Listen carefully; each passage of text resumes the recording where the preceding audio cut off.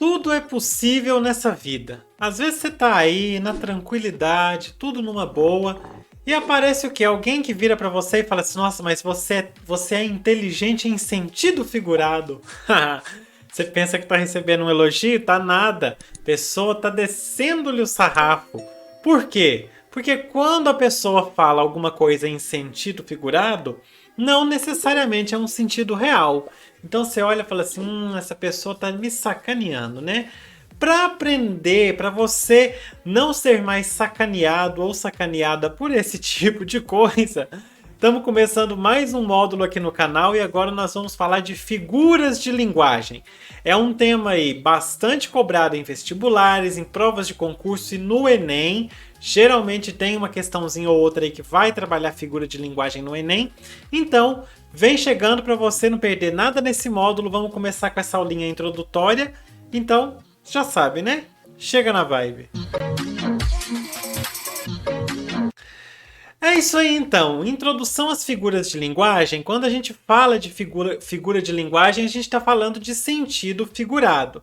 E se você já assistiu este clássico da América Latina, chamado Chaves, você com certeza já ouviu falar na expressão sentido figurado, que é um sentido que não é o sentido real das coisas, é um sentido diferente. Por isso que eu usei a imagem aí do Seu Madruga, falando que sentido figurado é quando a pessoa fala em sentido figurado. Pronto, acabamos a aula, bora fechar.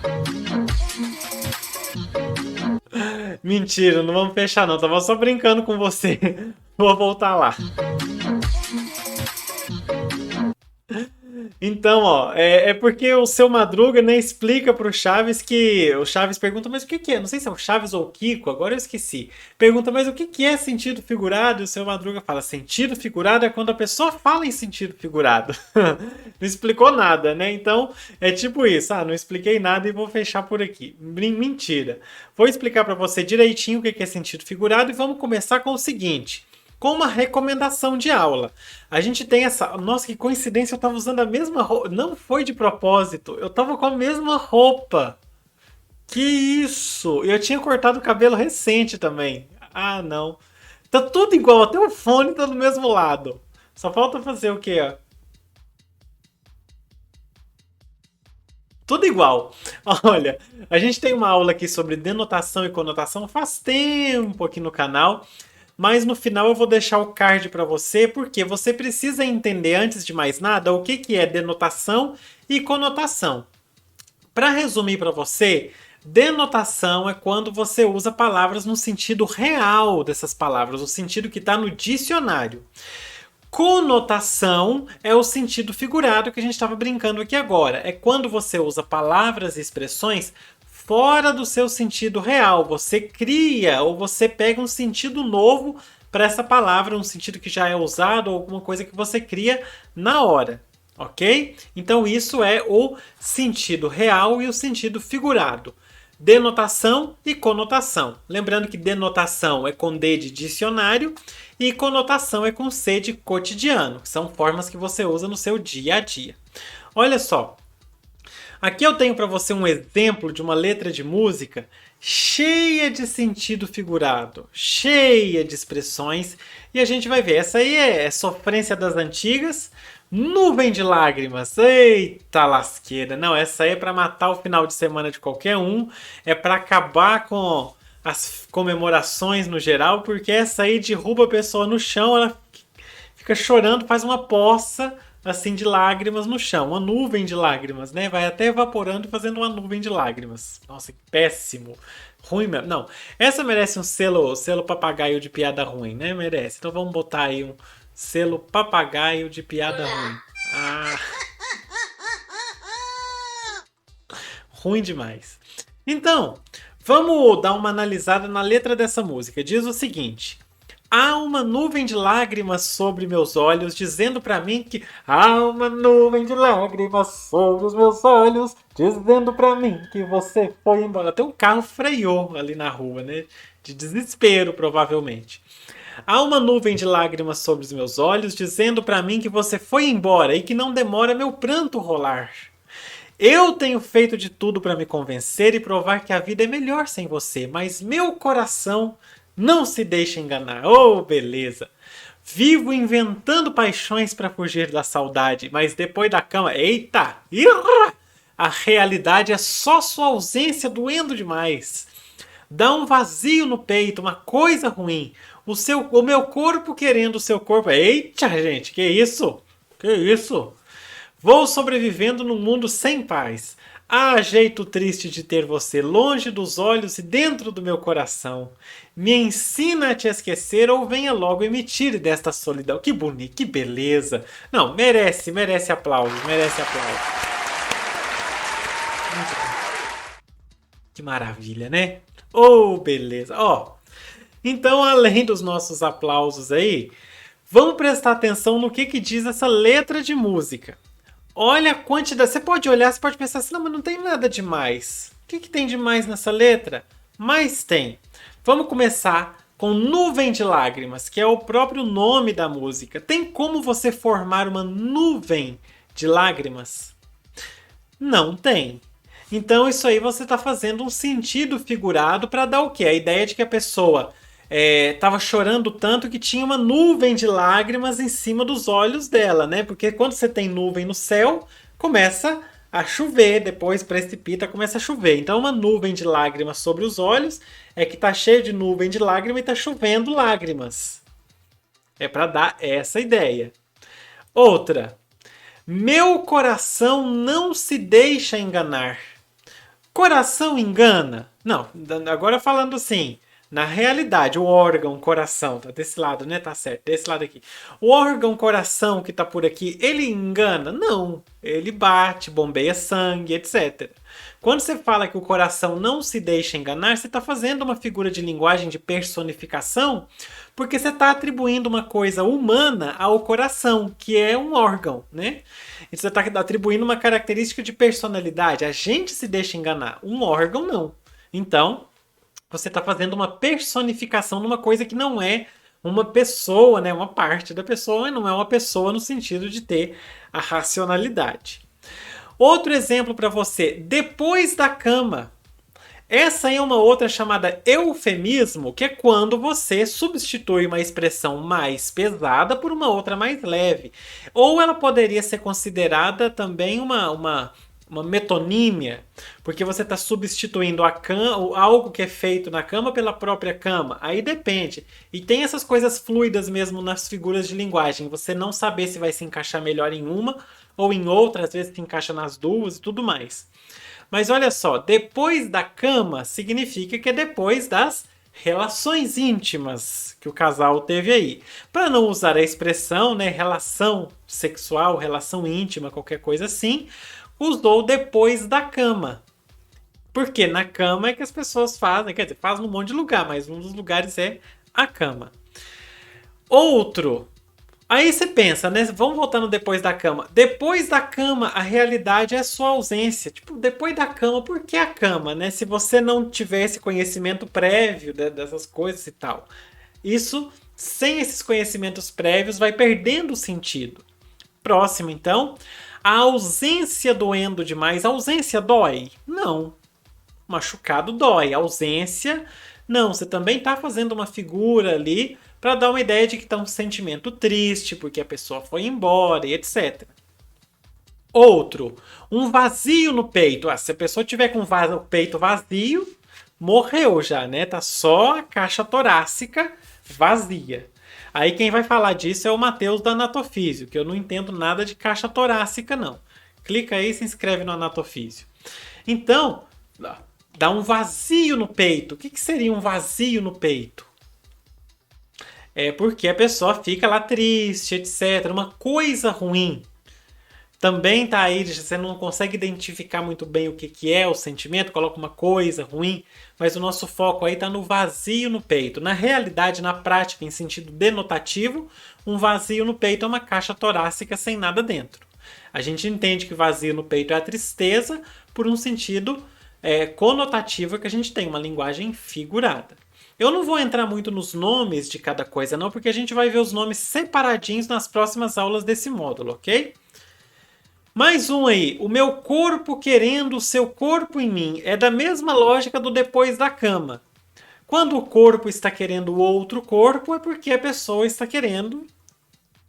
Você sabe. Então, não preciso nem explicar o que esse eufemismo está querendo dizer. Está substituindo um quero fazer tal coisa por o meu corpo querendo o seu corpo em mim. Fica muito mais poético, né?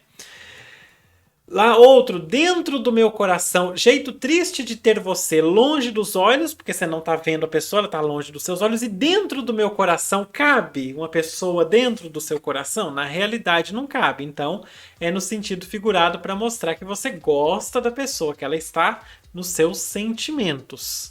Então, aí, vários exemplos nessa letra, a gente tem mais alguns, a gente tem elipse, a gente tem zeugma, várias outras aí que a gente vai ver em detalhes, mas aí eu quis selecionar algumas para mostrar para você o tanto que cria estilo para o texto, principalmente nos textos mais poéticos, a existência das figuras de linguagem. É muito interessante.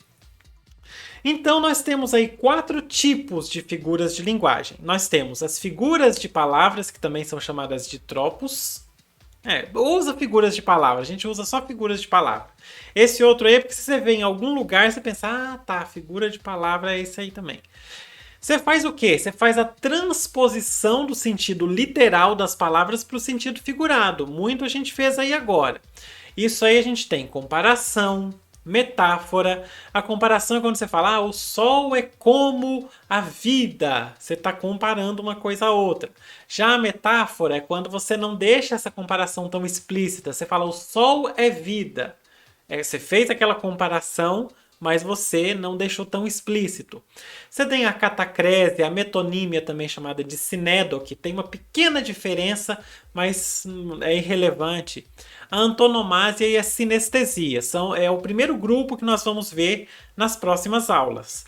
Depois, o segundo grupo que nós vamos ver é o grupo das figuras de pensamento. Enquanto aqui nas figuras de palavra, você vai pegar uma palavra ou expressão e vai mudar ela do sentido do dicionário para um outro sentido que você inventou ou que a sociedade usa, aqui nas figuras de pensamento você vai colocar uma ideia diferente daquela que a palavra apresenta.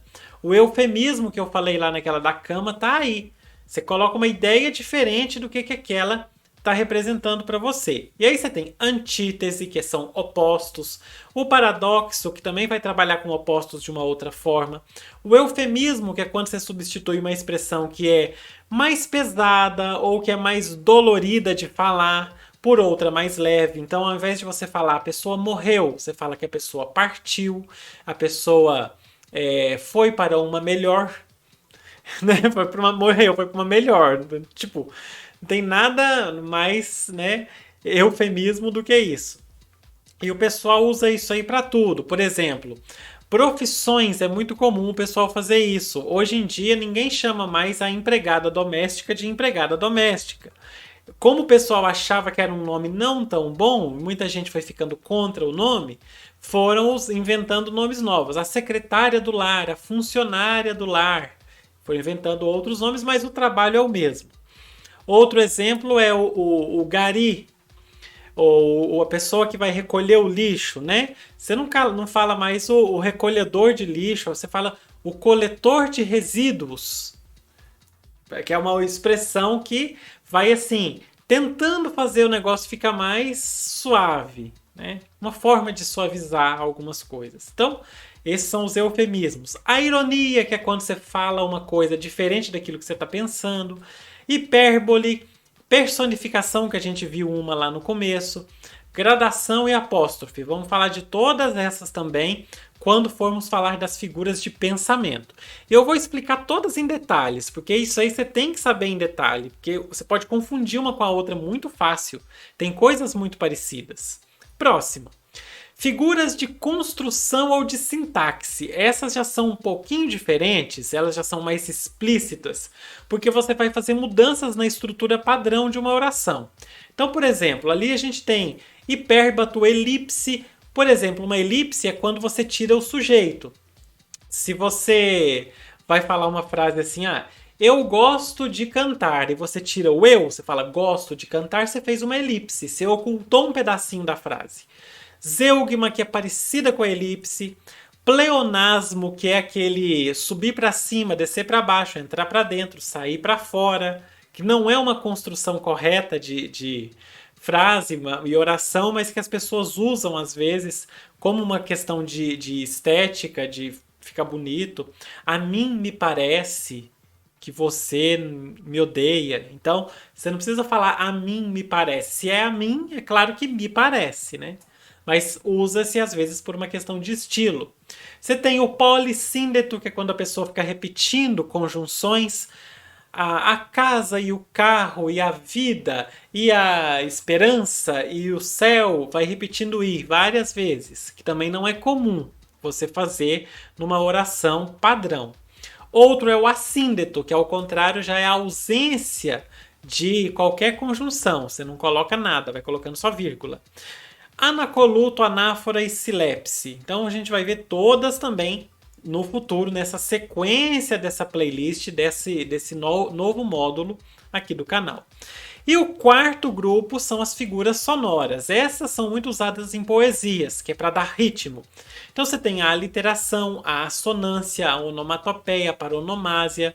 A aliteração e a assonância são muito parecidas. Você tem uma que vai trabalhar só com repetição de consoante e você tem outra que vai trabalhar só com repetição de vogal. A de repetição de consoantes é a aliteração e a de repetição de vogal é a assonância.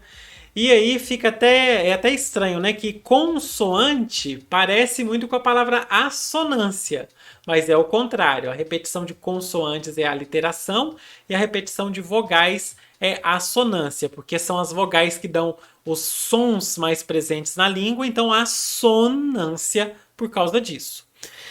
E aí, pra gente fechar, o que eu vou fazer para você? Vou deixar o card que eu tinha falado para você assistir aulas de denotação e de conotação, ok?